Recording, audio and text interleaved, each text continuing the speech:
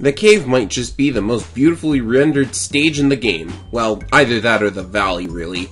This stage has lots of surprising appearances, the final legendary bird who hatches from yet another egg somehow, and the final Pikachu special shot, which comes with, get this, a glitch, or exploit if you prefer. Either way, you just can't get away from that kind of thing in this franchise, now can you? Well, let's get going. Zubat. Just want to make a quick mention of the Zubat in the cave. Since there are two of them in the first room, it's possible to get a higher score here than back in the tunnel since you can get the bonus points for having more than one in the frame, but I wouldn't grind on this one. These are very difficult to work with. Grimer and Muck. Directly beneath you when you start is a Grimer. Point the camera at it and take 5 photos of him with the red light from the viewfinder. For whatever reason, this causes a Grimer to spawn on the small platform before the 3 Ditto. He can be tricky to work with, but this is your best chance for a photo of him. Also, if you hit him with 3 Pester Balls, he evolves into Muck. This could be a problem because for the best pose from either of these Pokemon, you have to get a photo of them in the middle of the animation where they react to the Pester Ball, so you have to throw the ball and then immediately hold Z and take the photo. That can take some sharp aim and reflexes, but it's not hard to get a good score with that pose.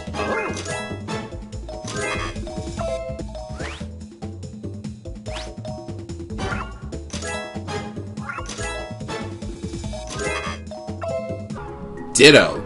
Right after the Grimer are 3 suspicious-looking Bulbasaur, however they reveal their true form if you hit them with a Pester Ball. Don't ask where the Bulbasaur they copied off of was. Maybe they slipped in here from the river. Maybe they slid down the waterfall or something like that.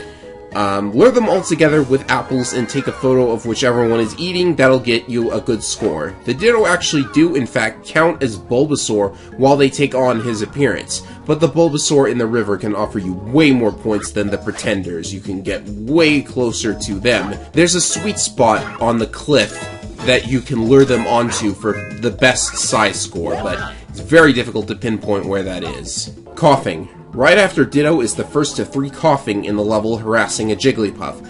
Don't ask how she's floating, but isn't it funny that she's being attacked by a poison type way before fairy type was invented?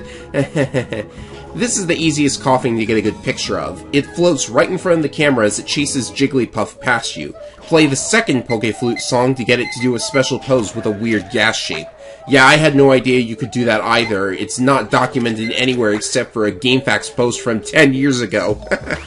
Take a photo of Coughing like this, then hit him with a Pester Ball because I hate Coughing, especially the German ones, though I hear they're even worse in England. Well done. Weepinbell and Victreebel. Remember that pool of lava with the Charmeleon in the volcano stage? Well, they decided to do that over again for Weepinbell. There is a Weepinbell circling a pool of water in this level. If you hit it into the water, it will evolve into Victreebel because apparently there's a leaf stone in there, I guess. This is the only Weepinbell in the entire stage, so you have to get a photo of him facing you as he circles the pool of water. Remember, if the timing of your approach isn't going to lead to a good position for taking the photo, use the dash engine or the C buttons to adjust your speed. Victreebel doesn't need you to do this since when the water flashes and he jumps out, taking the photo right then is worth the best pose points, and it's only a matter of size from there. Pokemon sign. At the pool of water with Weepinbell, look around to your left. You should see some weird stars. Take a picture of them and the picture will have the image of Mewtwo when the film develops. Why do they become a picture of Mewtwo? Jinx. There's a pair of Jinx looking after Articuno's egg. They don't do much on their own, but if you play the Pokeflute, they start acting interesting. Play the 3rd song in the Pokeflute for the pose that earns you the most points. There are a shocking number of Pokemon that respond to individual songs. I did not know there were this many. If your angle is good, you can get both of them in the frame, but you probably want to focus more on getting the size points, since Jinx has a pretty good size... Yes, where were we? Moving on. You were close. Articuno. Naturally, when you play the flute, Articuno bursts out of the egg. Like with Zapdos, get a picture of it when it first comes out of the egg. Not much else to say besides the usual use of the dash engine and C buttons to adjust speed. Also try simply cruising along and playing the flute at different times. Any song will hatch the egg, so I wouldn't go for Articuno and Jinx in the same run. Size can be problematic. It's very easy for Articuno to get cropped off the edge of the frame, so once you start playing the flute, it might be time to use those C buttons to stall, so you have more time to get a very beautiful picture of Articuno. Well done. Pikachu. Okay, I know I talked about Pikachu already, but the truth is this course has a special Pikachu photo that can potentially be worth even more than the stump picture on the beach. But it's so incredibly hard to pull off the perfect score here. We're talking tool-assisted stuff. I've only ever seen the world record holder do this, so I will explain it here and link you to his video in the description. Above the Articuno egg, you'll see a Pikachu being kidnapped by a Zubat. Hit Zubat with a Pester Ball to free Pikachu, who spontaneously grows balloons. If Articuno hatched, Pikachu will start flying on her back at the end of the course, and that's where the trick comes into play. Normally Pikachu isn't nearly close enough to you for a good size photo, but you can fix that by mashing the C buttons to slow down and let it catch up.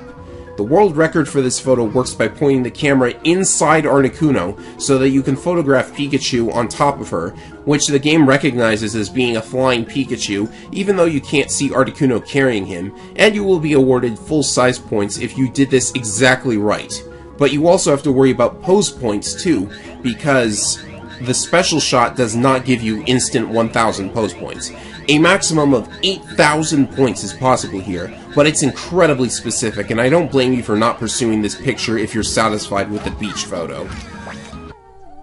Jigglypuff. The final stretch of this course has a rock formation that looks like a stage. If you saved any Jigglypuff from coughing throughout the course, they'll be here singing for you. If you saved all 3 of them, they'll all be here singing. It's a wonder Todd Snap doesn't fall asleep. Anyways, photograph the one in the middle for a hefty bonus for having all 3 in the frame.